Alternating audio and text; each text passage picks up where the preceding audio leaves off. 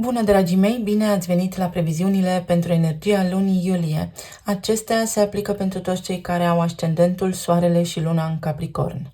Voi începe ca de fiecare dată cu partea de tranzite astrologice, urmând ca ulterior să vedem care este energia în cărțile oracol de tarot, dar și în talismane. Voiam înainte de toate să vă mulțumesc tuturor celor care sunteți parte din comunitate pentru mesaje, sprijin și suport. Vă doresc să aveți o lună minunată, iar dacă sunteți aici pentru prima dată și găsiți potrivite aceste mesaje, vă invit să vă abonați și să apreciați acest clip. Luna iulie a debutat pe data de 2 cu retrogradarea planetei Neptun în Pești, în semnul pe care îl și guvernează de altfel. Iar pentru voi acest lucru se regăsește în casa comunicării, în zona unde găsim cursurile, dar care durează puțin, drumurile pe distanțe scurte, comunitatea în care locuiți sau din care faceți parte, cartierul, vecinii, frații mai mici, dacă îi aveți. Energia peștilor este una visătoare, întrucât ei nu au granițe personale, se amestecă cu toți și cu toate. În timp ce Neptun, acum în perioada de retrogradare până pe 7 decembrie, ne ajută, indirect sau direct, să ne întoarcem cu picioarele pe pământ, să coborâm de pe norul pe care poate am stat când ne-am imaginat lucrurile în legătură cu cele enumerate anterior. Poate în legătura cu rudele. Lucrurile au fost mai confuze, mai amestecate. Poate în ceea ce privește drumurile pe care le tot făceați. Poate ați simțit în ultima perioadă, și când spun ultima perioadă de prin 2011 încoace, că viața voastră a fost lipsită de sens și de direcție. Întrucât îl avem și pe Saturn aici, tot în Pești, tot în perioada de retrogradare, această energie cumulată aduce posibilitatea de concentrare, de gândire clară când vine vorba despre toate activitățile regăsite în această casă a treia. Să vă fie mai clar acum ce vreți să studiați, să vă fie mai clar acum unde vă poziționați în raport cu rudele voastre, să vă fie mai clar acum ce se întâmplă în jurul vostru, în comunitatea voastră. Este o energie bună care vă îndrumă la mai mult realism. În aceea zi, Mercur, cel care ne vorbește despre intelect, cel care și guvernează de altfel zona aceasta unde Neptun a retrogradat și a început tranzitul prin Leu, iar pentru voi activează casa a 8-a. Asta înseamnă resursele împărtășite, banii veniți prin intermediul celorlalți, banii partenerului de viață, taxe, impozite, datorii. Este zona unde regăsim fricile cele mai puternice, unde lucrurile se petrec în subconștientul nostru. Este zona care ne vorbește despre regenerare, transformare.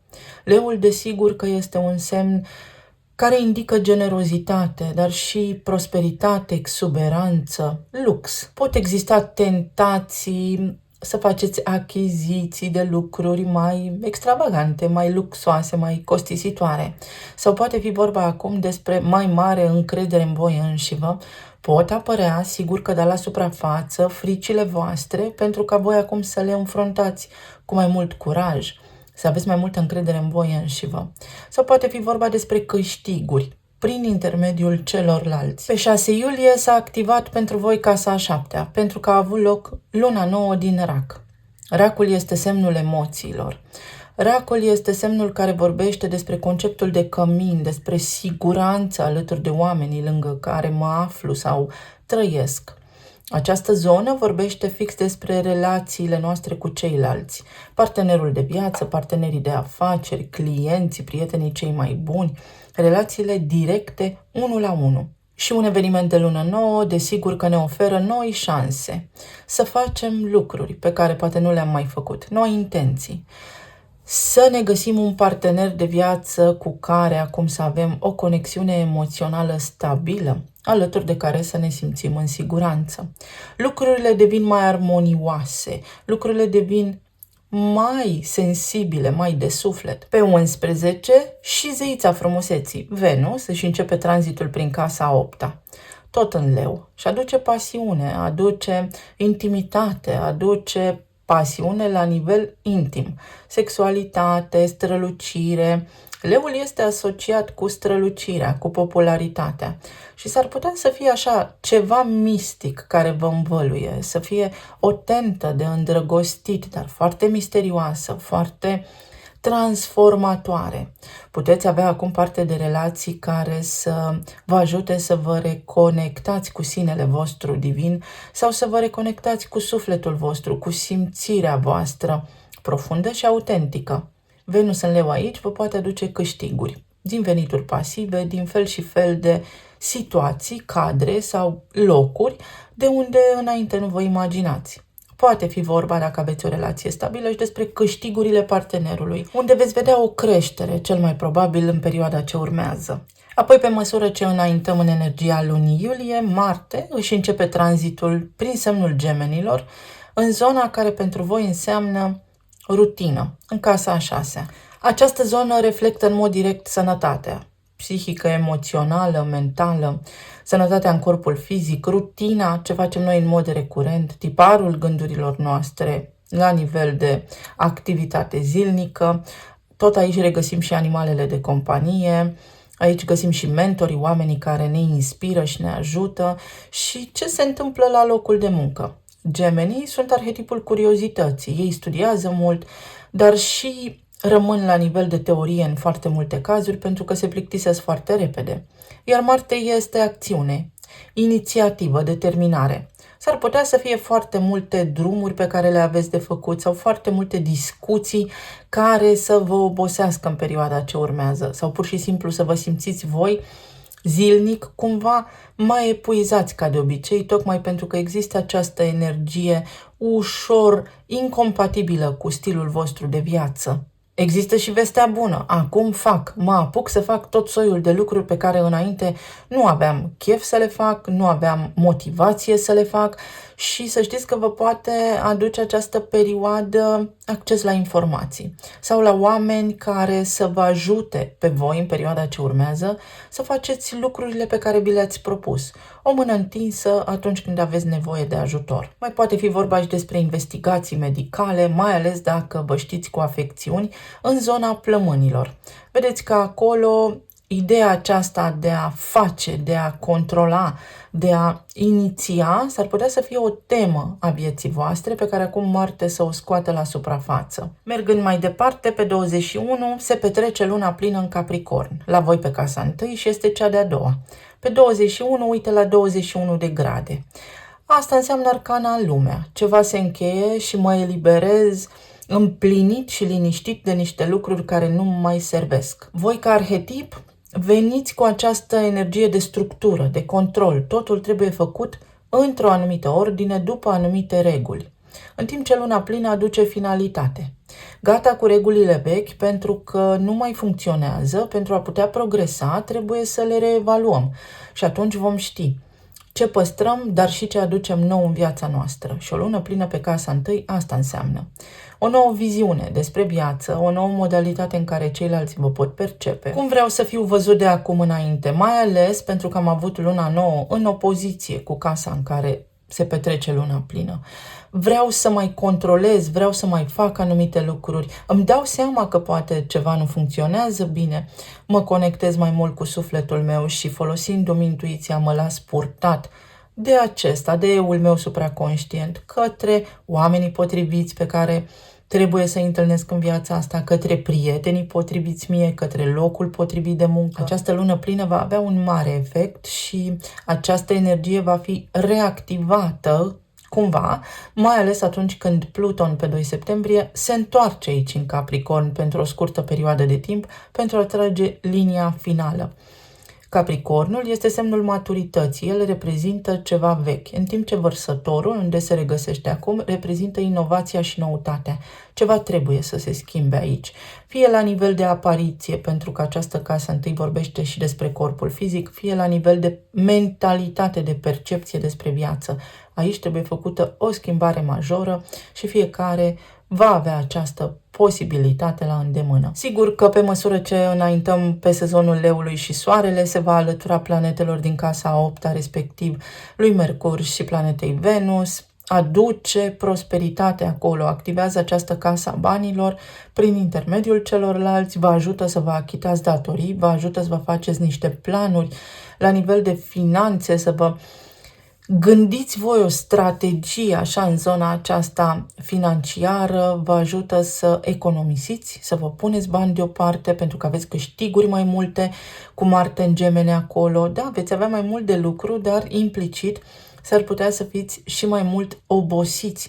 Și atenție că gemenii gândesc mult. La ei se supraîncălzește procesorul, adică vă gândiți la prea multe deodată, vreți să faceți prea multe deodată și să nu vă epuizați. Energia se schimbă, schimbăm nota, schimbăm registru, începând cu 26 iulie, când Mercur își va începe tranzitul prin Fecioară, iar la voi aceste lucruri se vor reflecta la nivel de credință. Credință despre viață, la nivel de chestiuni legale, în tot ceea ce ține de străinătate, de studii înalte, de filosofia pe care o aveți voi despre viață. Fecioara este semnul eficienței, este un semn al strategiei, este un semn al realismului, dar și al ordinii interioare, mai ales la nivel mental. Mercur este guvernatorul Fecioarei, iar această casă a noua ne ajută să atingem înțelepciunea. Vă pot veni idei noi, puteți acum să vă hotărâți în ce credeți în această viață sau să vedeți unde ideologia voastră de viață, unde lucrurile pe care le-ați făcut până acum nu au funcționat pentru a le ordona. Mercur în Fecioară aduce minte limpede. Poate aduce comunicare cu cineva din afara țării, poate aduce o pasiune deosebită pentru istorie și alte civilizații, poate aduce o reușită la nivel legal, în cazul în care aveți un proces acum, pentru că fecioarele sunt specialiste în ariile pe care le ating. Tot în aceeași zi, pe 26, Chiron, care ne vorbește despre rana eternă, își începe perioada de retrogradare în semnul Berbecului, la nivel de casa a patra. Casa mea, spațiul locativ, părinții, trecutul sau proprietățile, ceva legat de imobiliare. Berbecul este semnul care ne indică identitatea noastră, independența noastră. Și orice retrogradează pe cer ne aduce față în față cu noi înșine, cu eul nostru autentic, cu rănile noastre, cu buturuga din drumul nostru pe care, chiar dacă o vedem, tot ne împiedicăm de ea. Așa se face că acum, prin intermediul casei a șasea, la nivel de rutină, unde se regăsește Marte, guvernatorul Berbecului, aveți o șansă, încet, pentru că asta spune Mercur din Fecioară, acolo la nivel de credință, să vă schimbați viața. Să aveți o conștientizare profundă prin care acum să înțelegeți că fiecare lucru pe care voi îl faceți are reverberații pe termen lung și foarte lung. Există consecințe în fiecare acțiune și dacă vreți o viață mai bună, o puteți schimba, puteți renaște la orice vârstă, la orice oră. Să înțelegeți cine sunteți, de unde veniți și către ce vreți să vă îndreptați. Eu vă doresc să aveți tuturor o lună minunată. Mai sunt câteva aspecte foarte importante aici, și anume faptul că toate planetele din Leu, din casa a 8-a, unde vorbim despre banii celorlalți, vor fi în opoziție cu energia lui Pluton din Vărsător din casa a doua, unde voi aveți banii, veniți prin munca voastră și stima de sine. Vărsătorul este semnul inovației, vine cu acest simț civic, dar și cu întreg conceptul umanității, cu instituții bancare și așa mai departe, cu rețele mari. Acum, cu leul în casa a 8-a, în opoziție cu vărsătorul din casa a doua, se activează pentru voi axa resurselor materiale. Pot apărea diverse schimbări aici, unde fie partenerul vostru de viață să câștige acum mai mult, unde fie prin intermediul partenerului de viață să vă găsiți și voi un loc de muncă, sau chestiuni care țin de modalități inedite de a face bani, adică prin mediile online sau prin câștiguri, venituri pasive, investiții conform anului 2024. Și mai este de luat în calcul conjuncția puternică dintre Marte și Uranus din Taur, care se va produce înainte ca Marte să-și înceapă tranzitul prin Gemeni, mai exact pe data de 15 iulie. Iar la voi, această conjuncție se produce în casa 5-a a copiilor și a copilului interior, a iubirii, a romanței, a creativității și a bucuriei vieții. Și s-ar putea să fiți scoși în afara zonei de confort. Voi puteți materializa, voi puteți monetiza pasiunea voastră, tot ceea ce ține de profesiile venusiene. Marte în Taur aici poate vorbi și despre lucruri care sunt rigide. Nu mă pot bucura de viață pentru că am niște credințe rigide și trebuie să învăț să fiu mai fluid, mai flexibil. Tocmai pentru că aveți energia peștilor în casa a treia, unde să vă permiteți să visați, să vă permiteți să vedeți că sunt mai multe lucruri în această viață decât ați crezut, că puteți fi mai mult decât ați crezut și că lucrurile pot fi mai bune decât poate sunt acum în viața voastră. Vă doresc să aveți o lună minunată, este o lună puternică de introspecție, care, deși pare că ne trimite așa în exterior, ne ține totuși pe o linie de plutire și în contact cu emoțiile noastre. Avem energia care spune să te simți în siguranță, dar cu riscuri.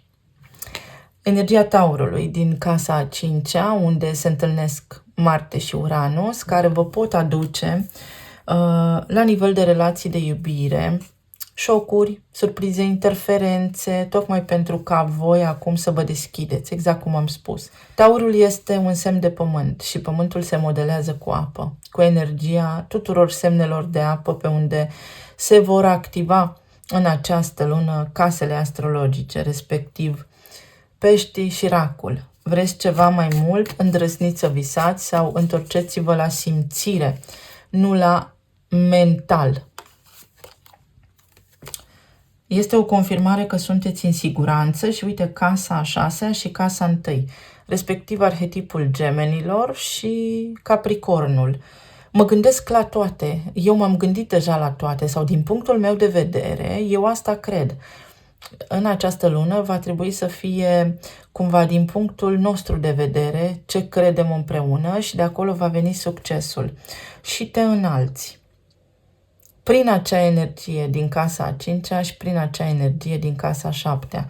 Când se produce luna nouă, veți avea un sentiment așa care vă învăluie, poate de emoții, poate de reconectare la suflet, veți tânji după o poezie bună, după prieteni buni și vă veți putea regăsi așa cadrul, oamenii potriviți alături de care să începeți să legați prietenii frumoase, chiar relații de iubire.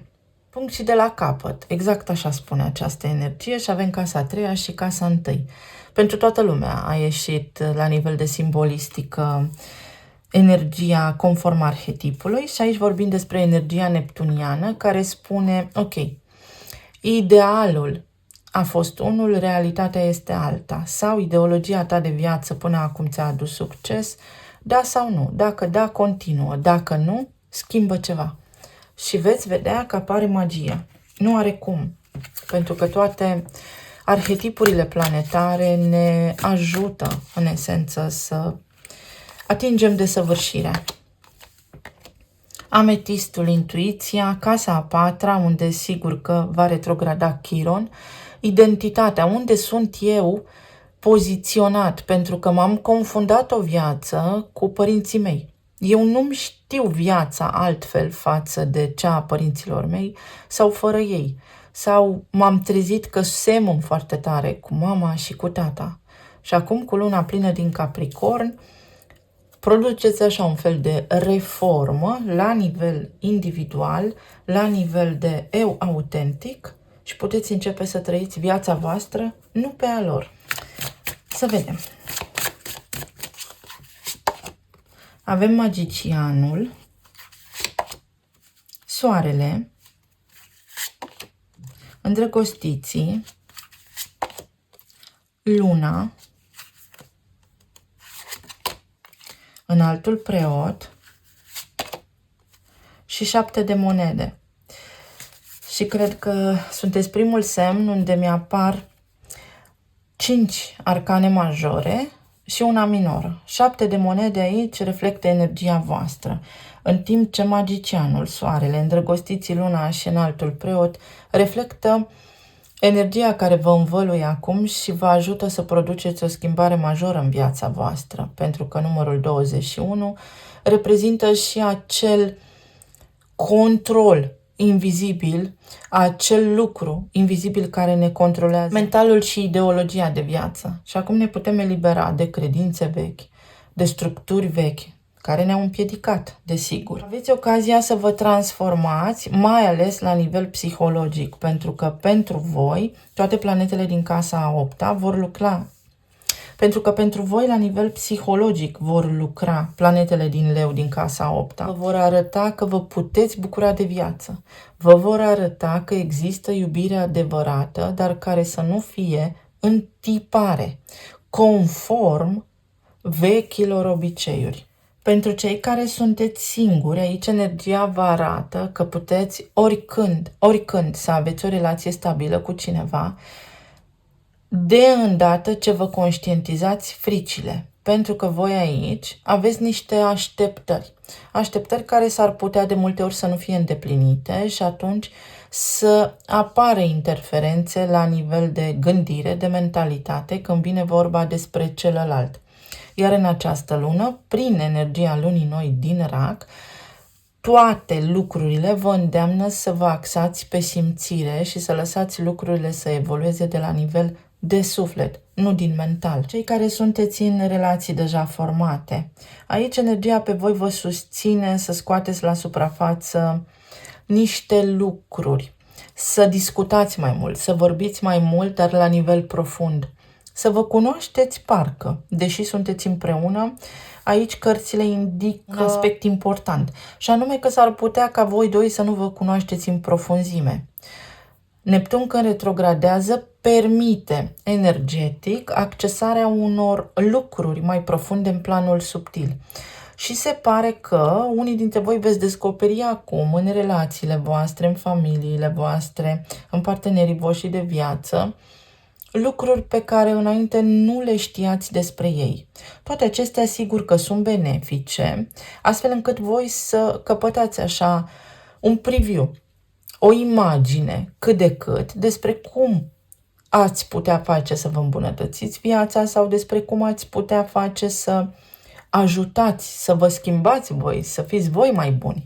În relația cu copiii s-ar putea să existe aici niște lucruri care nu funcționează, un motiv pentru care poate nu ați avut copii, nu aveți copii sau ceva să se petreacă la nivel de familie și de neam aici când vine vorba despre modalitatea în care atât voi interacționați cu ai voștri copii, dar și părinții voștri au interacționat cu voi.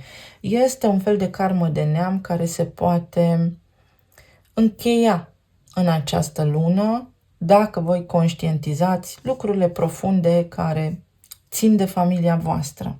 Vă puteți întemeia de asemenea o familie în această lună? Iar pentru cei care sunteți în perioada de separare, aici există această energie a racului. Pentru cei care v-ați despărțit, indiferent dacă sunteți în energie feminină sau masculină, aici pare că partenerul vostru de viață v-a fost mai mult copil decât partener de viață. De ce? Pentru că energia voastră a fost foarte maternă, foarte de genul cloșca cu puii. Și atunci acest om n-a mai avut pentru ce să lupte, pentru ce să muncească, pentru ce să vă egaleze la nivel energetic. Există o schimbare, poate fi o schimbare, dar acest 7 de monede ne arată și faptul că s-ar putea să existe un blocaj. Sigur că vine la pachet și cu o nouă investiție, cu o nouă încercare. Deci poate exista aici o nouă încercare de conectare în această lună cu fostul sau fosta parteneră. Vă ajută energia să echilibrați ceva la nivel de relații. Împărăteasa, Venus în Leu, uite. Leul este guvernat de Soare și împărăteasa este Venus. Venus, când intră în Leu, vă ajută în planul subtil să fiți foarte atrăgători, foarte magnetici, foarte misterioși, să aveți așa o aură foarte puternică, dar și erotică. Să vedeți acest lucru. Se repetă magicianul, este o lună foarte puternică în care pentru voi se pot schimba lucrurile major. Uite aici, relația cu mama.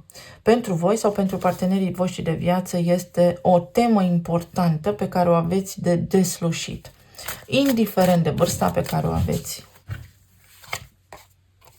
9 de monede. Pentru că de acolo s-ar putea ca în copilărie la voi să fi fost o lipsă de afecțiune sau să fi avut parte de o educație foarte rigidă, lipsită de emoții, de siguranță emoțională și atunci toate aceste lucruri s-au reflectat, desigur, în relațiile voastre de adulți. Foarte interesantă energia. În această lună, dacă sunteți singuri, puteți întâlni pe cineva.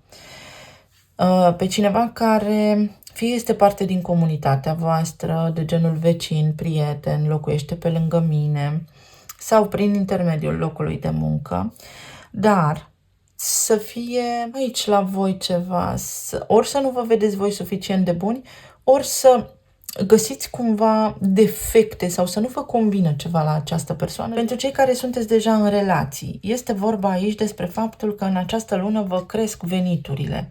În familia voastră lucrurile vor fi mai abundente. Însă, atenție că vouă vi se oferă la tot pragul ocazii să vă bucurați de viață.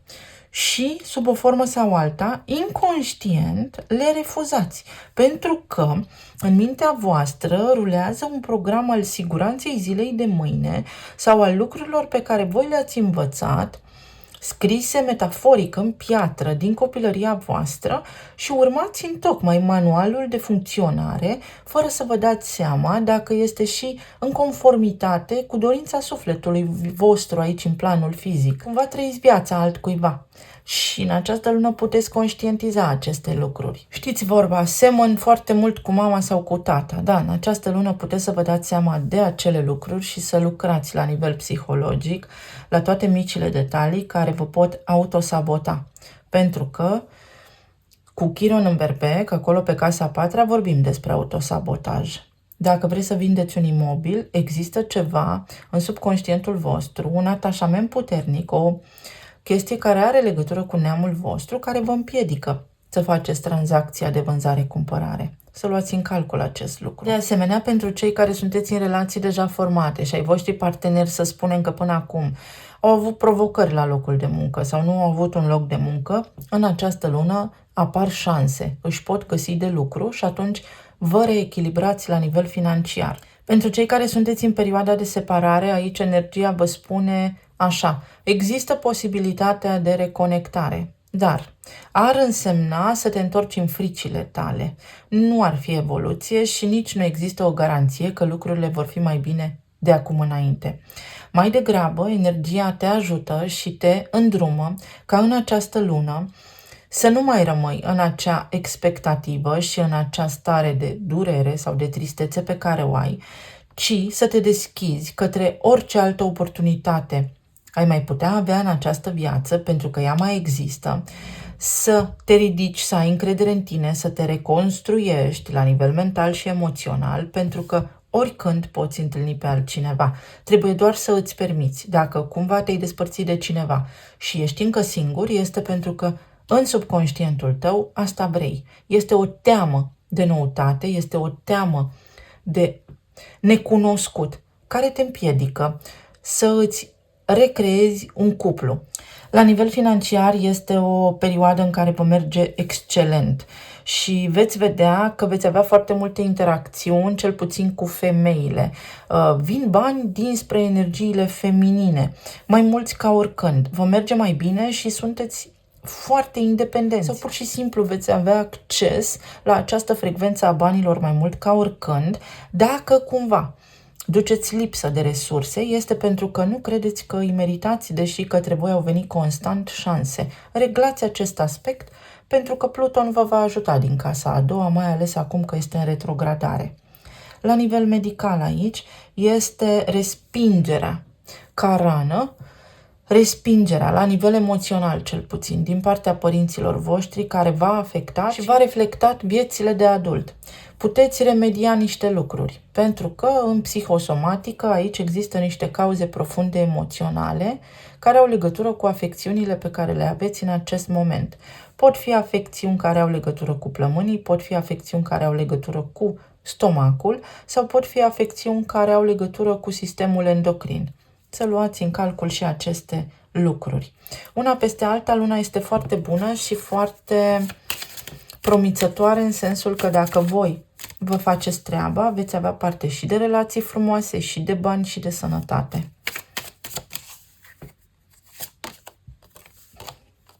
Copilul, a venit vremea să nu te mai asociezi pe tine ca adult cu imaginea ta din copilărie sau a venit vremea ca și copilul tău interior să se simtă în siguranță, iar Chiron acolo în berbec, când retrogradează, ne activează copilul interior, parcă te vei simți ca un copil în casa părinților tăi în următoarea perioadă și ai această temă a lucrului cu sinele, la nivel psihologic, pentru că avem încă o dată numărul lunii aici. Luna reprezintă subconștientul și fricile și ai ocazia să le depășești, să le înțelegi, să-ți explici viața, să afli răspunsuri la toate întrebările pe care le-ai avut până acum. La nivel de plan material, avem un background check. Dacă vrei să întemeiezi o afacere, convinge-te bine înainte, fă-ți temele bine înainte. Și în legătură cu partenerii pe care dorești să îi ai, dar și în legătură cu domeniul în care vrei să te lansezi. Dacă mergi la un interviu, să știi că vei fi verificat, în sensul că se vor cere referințe în ceea ce te privește. Pentru alții dintre voi, s-ar putea ca acum să fiți nevoiți să vă scoateți diplomele la înaintare. Ce ați studiat voi să fie ceea ce în această lună va fi util. Asul vostru din mânecă, pentru că vă puteți găsi un loc de muncă în conformitate cu diploma sau studiile pe care le aveți. Și un împrumut aprobat. Asta înseamnă acces la bani. Dar la care bani? La banii celorlalți, pentru că împrumutul vine de la bancă, iar banii băncii sunt banii celorlalți, pe care voi îi puteți accesa. Deci acea energie din casa a 8-a pentru voi devine accesibilă acum, banii celorlalți, prin intermediul colaborărilor, prin intermediul online. Dacă oamenii, să spunem, cu care voi colaborați au mulți bani, și voi aveți mulți bani, veți avea mai mult de muncă. Mai mulți bani la îndemână. Poate fi vorba despre faptul că obțineți un credit, uite că treceți de acele proceduri de analiză a dosarului și obțineți un credit, atenție însă la ce vă doriți. Cumva se simte că v-a lăsat Pluton în pace. Și aici avem fantoma. Cineva care a dispărut sau liniștea, ignoranța și respingerea. Exact cum am spus. Aici este o rană de respingere și este o stimă de sine scăzută care pe voi până acum v-a făcut să credeți că nu meritați.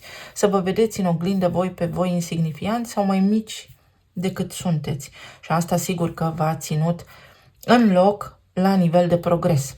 Cu Fecioara pe casa a noua, credința voastră tinde către perfecționism. Iar perfecționismul este inamicul inovației, inamicul progresului. Talismanele.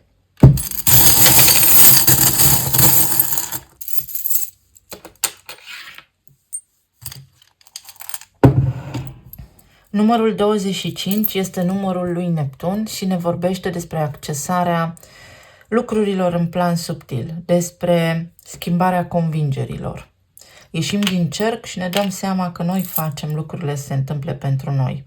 Avem atât de multă chimie împreună. S-ar putea voi să fi intrat în relații, dar prin atracția aceasta fizică, iar acum să începe să vă orientați pe suflet și pe emoții. Aici avem un semn al Taurului, dar și un indiciu legat de Scorpion, un uter. Atenție în primul rând, doamnelor, dar și domnilor, la provocări sau simptome medicale în această zonă de genul prostată sau chestii care au legătură cu partea ginecologică la femei. Atenție la colon, la iritabilitate, pentru că nu digerați niște lucruri. Trebuie să eliberați o energie veche. Sau poate fi o lună prin care să fiți foarte senzuali, foarte pasionali. Atenție la vicii. Pe de altă parte, viciile țin de pești. Și în această lună vi se spune, vezi că te învârți într-o roată, în mod recurent acționezi la fel într-un tipar pe care îl poți conștientiza, pentru că acel tipar te încurcă. Nu poți manifesta din cauza unei rigidități. Schimbă ceva. Șansa să schimbi ceva și balanța, echilibru. Se poate armoniza o situație. Ai o șansă. Uite, depășești o situație, te eliberezi de un stres, lucrurile pot deveni mai ușoare pentru tine. Sănătatea vine din armonie, din gândurile tale. Aici avem turnul, surprize plăcute pe care le poți avea în această lună, mai ales la nivel financiar, câștiguri, de la lozul în plic până la diverse promoții sau diverse lucruri care se pot întâmpla, câștiguri mai mari. Aici avem înalta preoteasă. Uite, poate mănânci compulsiv și nu-ți dai seama, poate în copilărie ai mâncat compulsiv și nu ți-ai dat seama, pentru a te simți în siguranță. Poate fi vorba despre un secret, despre ceva ce descoperi și te bucuri. Uite, fix Capricornul și Saturn, guvernatorul vostru. Saturn este în Pești și vă oferă acum o șansă să vă recreați programul vieții, să schimbați un program vechi. Este ca la computer când faci un update, adică o îmbunătățire. Din nou Saturn. Se îmbunătățește ceva, îți poți crește vibrația și lucrurile devin mai ușoare pentru tine. Aici, atenție la sănătate, din nou apare relația cu părinții. Sau, dacă ai tăi copii, au o provocare la nivel de sănătate, este a voastră și a străbunilor și îi puteți ajuta așa. Există și un conflict puternic de devalorizare, mai ales acolo unde sunt implicate coloana, musculatura, picioarele sau imobilizarea. Se poate lucra, dar la nivel emoțional și psihologic. Corpul se regenerează. Aveți de 3 ori roata destinului. Șanse, șanse, șanse și soarele. Mult noroc veți avea în această lună. Transformare puternică. Să vă eliberați de o povară. Sau să învățați să fiți cine sunteți voi, nu cine ați crezut. Ok. O nouă șansă, o nouă relație, o nouă casă, un nou loc de muncă. O nouă modalitate să reușiți ceva. Inițialele sunt N, L, G, N, X. Luna, subconștientul, fricile voastre care ies la suprafață și aici este o lipsă de contact emoțional în copilărie. Chiar dacă ați avut părinții acolo, cu siguranță a existat o lipsă de atașament sănătos emoțional. Și atunci v-ați crezut singur toată viața și ați operat așa, în singurătate. Nodul nord din Berbec, sigur, unde retrogradează Chiron. Independența, trebuie să te pui pe picioarele tale, trebuie să te pui pe picioarele tale. Se umple un gol în această lună. Vi se umple și sacul. Începe ceva nou de lungă durată. Cineva care te scâia poate dispărea acum din viața ta sau dacă ai pe cineva care constant te critică, acum poți întrerupe acea relație, acum poți spune adevărul, acum poți prinde curaj să remediezi situația. Eu vă mulțumesc tuturor, vă doresc să aveți o lună fabuloasă, să fiți bine, sănătoși și iubiți și să ne reauzim cu bine și data viitoare. Pa, pa!